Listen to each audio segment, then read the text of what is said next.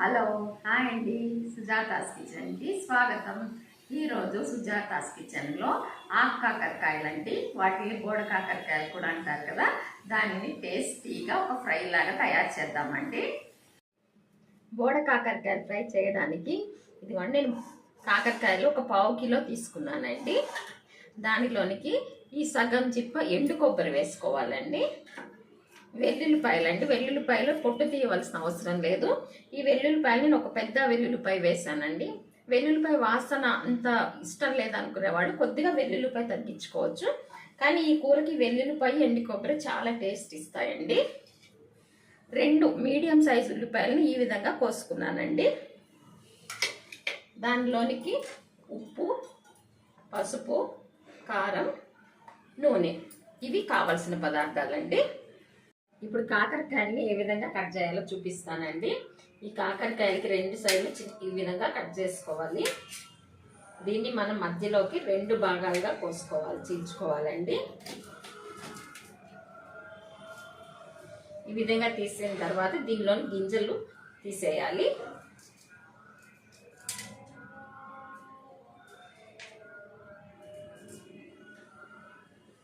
ఈ విధంగానండి.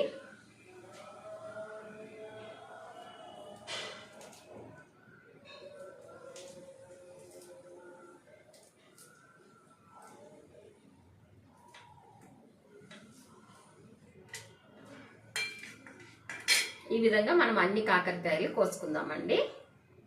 ఈ విధంగా కాకరకాయలన్నిటిని కూడా నేను రెడీ చేసుకున్నానండి. దీనిని మనము కొద్దిగా ఉప్పు, పసుపు వేసి ఒక 50% వరకు వీటిని ఉడికించుకోవాలండి. కాకరకాయలను ఉడికించడానికి నేను ఒక పాండి పెట్టుకున్నానండి. దానిలోనికి మనము శుభ్రం చేసి కట్ చేసి పెట్టుకున్న కాకరకాయలు వేస్తున్నాను. దీనిలోనికి ఒక చిటికెడు పసుపు వేస్తున్నానండి. కొద్దిగా ఉప్పు వేస్తున్నాను. ఉప్పు మళ్ళీ మనం కూరలో వేసుకుంటాం కదండి. ఈ కాకరకాయలు ఉడకడానికి నేను ఒక 1/2 గ్లాస్ నీళ్లు వేస్తున్నాను. మీరు కాకరకాయలు చూసి ఎంత నీరు పడుతుందనేది చూసి వేసుకోండి. ఇప్పుడు స్టవ్ వెలిగిస్తున్నానండి. దీనిని సిమ్లో పెట్టుకోవాలి.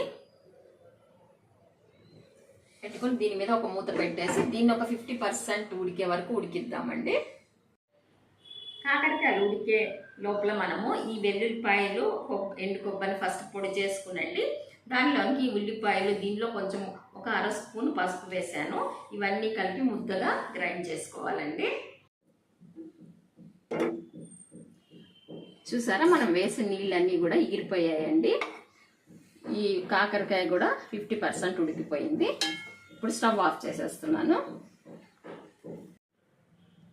ఈ విధంగా ఉడికించుకున్న కాకరకాయలని మనము 1 స్పూన్ నూనె వేసి ఒక 5 మినిట్స్ వేయించుకోవాలండి.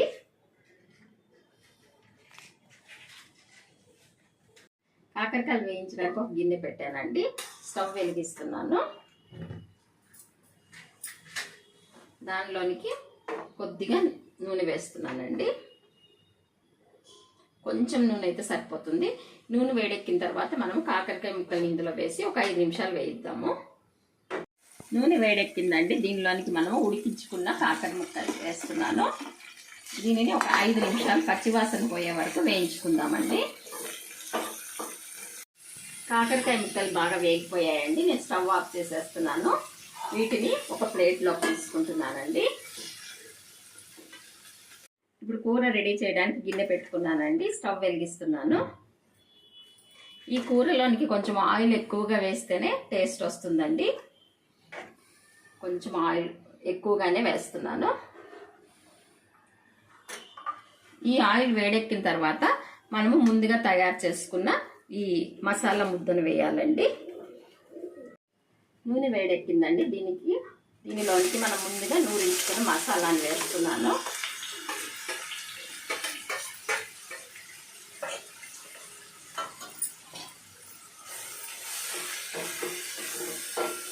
స్టవ్ కొద్దిగా సిమ్ చేసుకుంటామండి.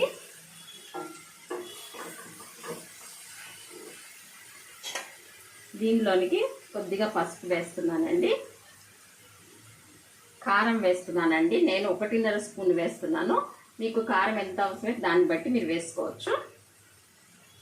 దీనిలోనికి నేను 1 స్పూన్ ఉప్పు వేస్తున్నానండి. ఉప్పు అనేది మీ టేస్ట్ తగినట్టుగా వేసుకోండి. దీనిని కొంచెం సేపు మనం బాగా వేయించాలండి.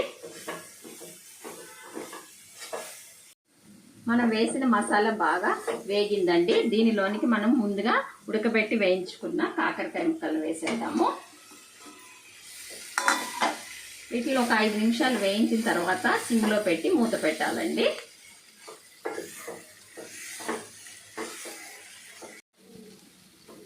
ఈ విధంగా కూర బాగా వేగిందండి. ఇప్పుడు మనము స్టవ్ని సిమ్లో పెట్టేసి మూత పెట్టి బాగా మగ్గనిద్దామండి.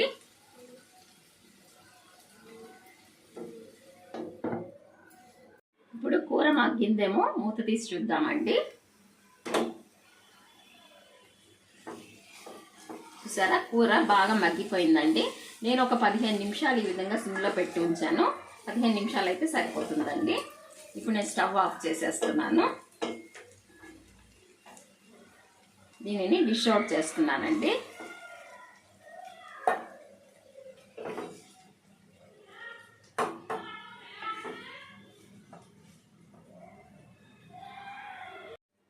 చూసారా, ఎంతో టేస్టీగా ఆకాకరకాయ కూర రెడీ అయిపోయిందండి. ఇది చాలా చాలా టేస్టీగా ఉంటుంది. ఇది ఆరోగ్యానికి కూడా చాలా మంచిదండి. మీరు కూడా ఈ ఆకాకరకాయ కూరని తయారు చేయండి, రుచి చూడండి. ఇప్పటి వరకు నా ఛానల్ సబ్స్క్రైబ్ చేసుకున్నట్లయితే ప్లీజ్ సబ్స్క్రైబ్ మై ఛానల్. నా ఛానల్ లైక్ చేయండి. మీరు లైక్ చేసినట్లయితే నా వీడియో చాలా మందికి షేర్ అవుతుందండి. థ్యాంక్ యూ అండి.